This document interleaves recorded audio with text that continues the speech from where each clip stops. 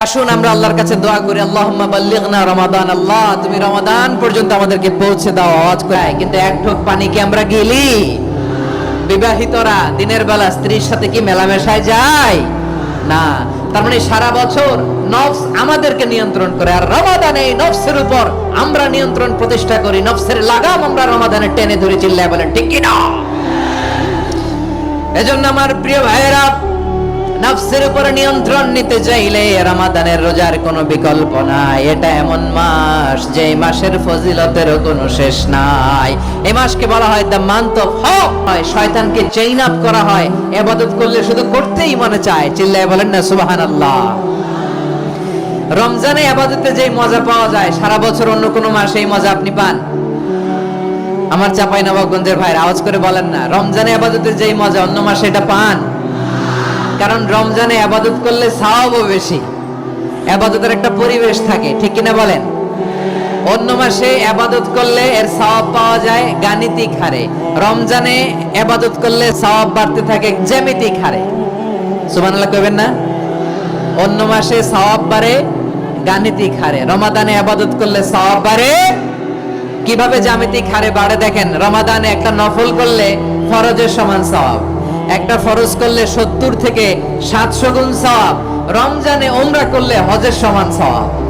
The month of hope, আশা জাগানিয়া মাস। এই মাস আমাদেরকে হোপফুল করে, আশাবাদী করে। রমাদান যেমনি দ্য মান্থ অফ হোপ, আশা জাগানিয়া মাস, এট দ্য সেম টাইম এই রমাদান হচ্ছে মান্থ অফ ওয়ার্নিং। রেখে বললেন আমিন। তৃতীয় ধাপে পা রেখে বললেন আমিন। সাহাবারা অবাক হয়ে বললেন ইয়া রাসূলুল্লাহ, ইয়া হাবিবাল্লাহ, 3 বার শুধু আমিন আমিন পড়লেন, কেন পড়লেন আমরা কিছু জানি না, আমাদেরকে জানিয়ে দেন কেন আপনি 3 বার আমিন বললেন?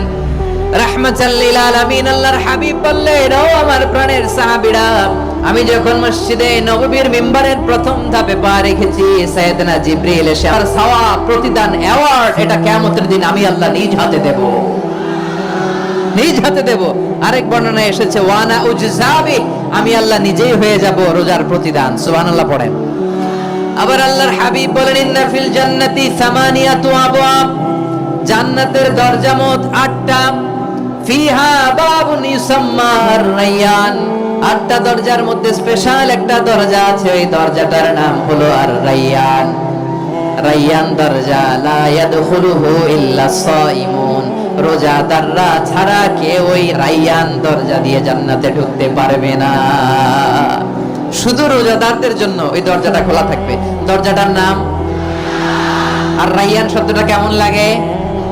ভালো লাগে।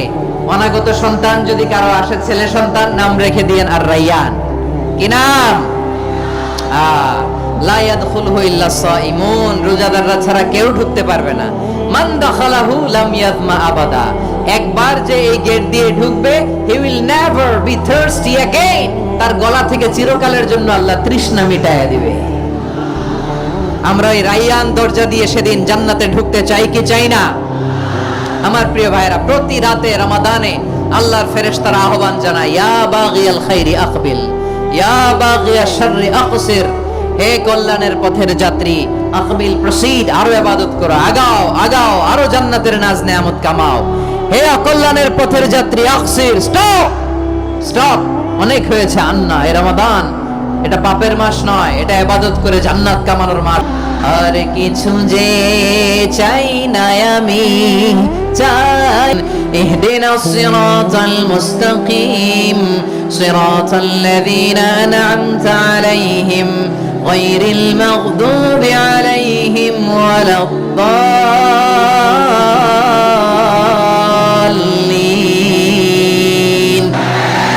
কানা ইয়ামুদ্দু সাওতাহু মাদ্দান, টেনে টেনে পড়তেন। ওয়া কানা ইউকাত্তিউ আয়াতান আয়াতান, প্রত্যেক আয়াত পড়ে পড়ে তিনি থামতেন। এভাবে কোরআন পড়তে হবে। আমাদের অনেক মা বোনেরা আজকের এই চাঁপাইনবাবগঞ্জের প্রোগ্রামের অনেকগুলো মহিলা প্যান্ডেল আমি ল্যান্ডিং করার সময় দেখেছি। আমার অনেক বোনেরা, ওনারা কোরআন খতম করতে যে এমন ভাবে তেলাওয়াত করেন, কোরআন তেলাওয়াতের আদব আর অবশিষ্ট থাকে না। আমরা তার তিলের সাথে তেলাওয়াত করব, যেমনটি আমি পড়ে শোনালাম। বিষ্ণু সাল্লাল্লাহু আলাইহি ওয়াসাল্লাম প্রতি আয়াত শেষে থামতেন, টেনে টেনে পড়তেন, তার তিলের সাথে পড়তেন, সুর করে পড়তেন। মান লাম ইয়াতাগান্না বিল কোরআন ফালাইসা মিন্না, যে সুর করে কোরআন পড়ে না সে আমার উম্মত হতে পারে যায়িনুল কুরআন বিআসওয়াতিকুম, বিষ্ণু বলেন সুর করে কোরআন পড়বা। অনেকে কোরআনের খতম তুলবার জন্য কোরআনরে একেবারে খতম করে দেয় না। আপনি ধীরস্থির ভাবে পড়ে যদি খতম দিতে পারেন মাশাআল্লাহ, না পারলে যতটুকু পারেন পড়বেন, এরপর অনুবাদ পড়ার চেষ্টা করবেন, তাফসীর পড়ার চেষ্টা করবেন। আপনাদের জন্য এক অনন্য উপহার রয়েছে আমার পক্ষ থেকে, এক নজরে কোরআন 114 সূরার সারমর্ম, সার নির্যাস আমরা নিয়ে এসেছি এখানে বাংলা ভাষায়। আমার জানা মতে খুব সম্ভবত এই প্রথম কাজ, কেউ করে নাই। আরবিতে পাবেন এরকম অনেক বই, ইংরেজিতে কিছু কাজ আমরা দেখেছি, কিন্তু বাংলায় পাবেন না। এত চমৎকার ভাবে আমরা সূরাগুলোর সারমর্ম, সার নির্যাস তুলে ধরার চেষ্টা করেছি। 5 পৃষ্ঠায় আপনি জেনে যাবেন এই সূরার সেন্ট্রাল থিম কি, এই সূরায় কি কি নিয়ে আলাউল আরকান বাদ দিলে হানাফি মাযহাব মতে সৌসেজদা দিতে হবে, অন্য মাযহাব মতে নামাজই হবে না আপনার। এই জন্য ধীরস্থির ভাবে তারাবির সালাত যেন আমরা আদায় করি। পারা যাবে তো ইনশাআল্লাহ? 3 নাম্বার, তাহাজ্জুদের সালাত আদায় করুন। বছরের অন্যান্য সময় উঠতে পারি না, অনেকে বলে হুজুর উঠতে পারি না, কিন্তু রমাদানে সাহারি খাওয়ার জন্য তো উঠাই লাগে। কি বলেন? আল্লাহর হাবিব বলেন তাসাহহারু ফাইন্না ফিস সাহুরি বারাকা, তোমরা সাহারি খেও, কেননা সাহারির ভেতরে বরকত ঢুকায় দিয়েছে কে?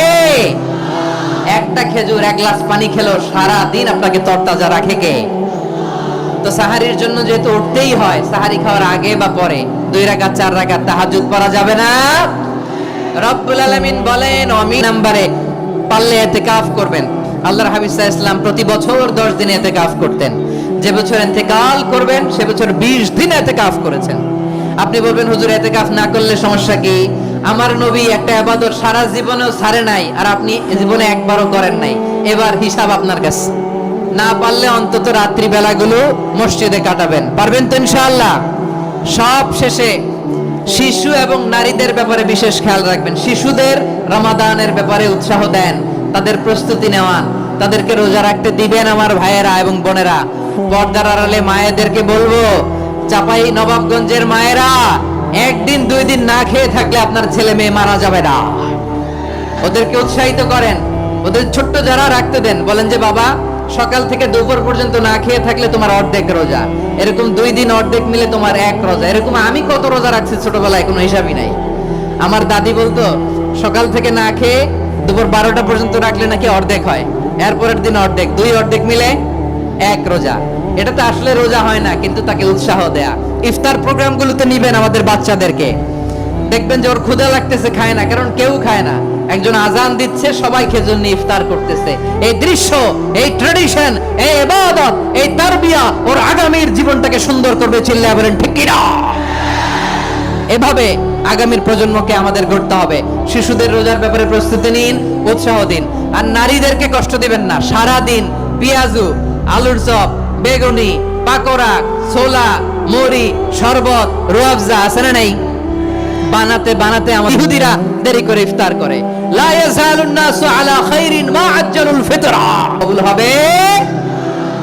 বিশ্বনবী বলেন দাজ্জালের ফিতনার চেয়ে একটা বড় ফিতনার ভয় আমি করি, সেটা কি? আর রিয়া, শো অফ মেন্টালিটি, লোক দেখানো মানসিকতা। এটা থেকে আমরা বিরত থাকবো ইনশাআল্লাহ। 6 নাম্বার অনেক গুরুত্বপূর্ণ, ব্যবসায়ী ভাইয়েরা, অনেক অসাধু ব্যবসায়ী আছে রমজান আসলে নিত্য প্রয়োজনীয় পণ্যের মূল্য বৃদ্ধি করে দেয়। এরকম আছে না নাই? এগুলো করবেন না, মজুতদারি করবেন না, পণ্যের কৃত্রিম সংকট বাজারে করবেন না। আপনি লাখ টাকা কামায়া ভাবছেন যে রোজাদারদের কষ্ট দিয়ে ধনী হবেন, এমন রোগ আল্লাহ আপনারে দিবে, কোটি টাকা দিয়েও আপনি হাসপাতালের বিল পরিশোধ করার ক্ষমতা আপনার হবে না। খবরদার। শেষ বয়সে দেখবেন কি কষ্ট আপনার হয়। আপনি রোজাদারদের কষ্ট দিয়েছেন, আল্লাহ আপনার সুখে রাখবে? আল্লাহর দোহাই লাগে আমার ব্যবসায়ী ভাইয়েরা এটা করবেন না। আরব বিশ্বে আমরা দেখেছি, আরব বিশ্বের ব্যবসায়ীরা সারা বছরে ব্যবসা করে, রমজানে ভর্তুকি দেয়। আর আমার দেশের কিছু অসাধু ব্যবসায়ী রমজানে গলাকাটা ব্যবসা করে আর সারা বছর সেইটার উপর দিয়ে চলে। চিল্লায় বলেন ঠিক কিনা? করবেন না, এটা করবেন না।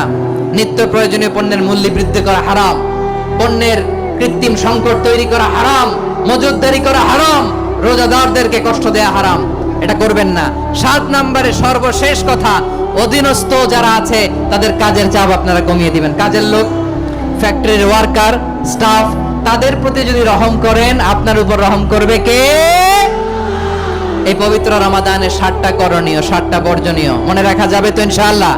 রমজানে 7টা করণীয় এবং বর্জনীয় যে আমরা শুনলাম, পালন করার তৌফিক দান করো।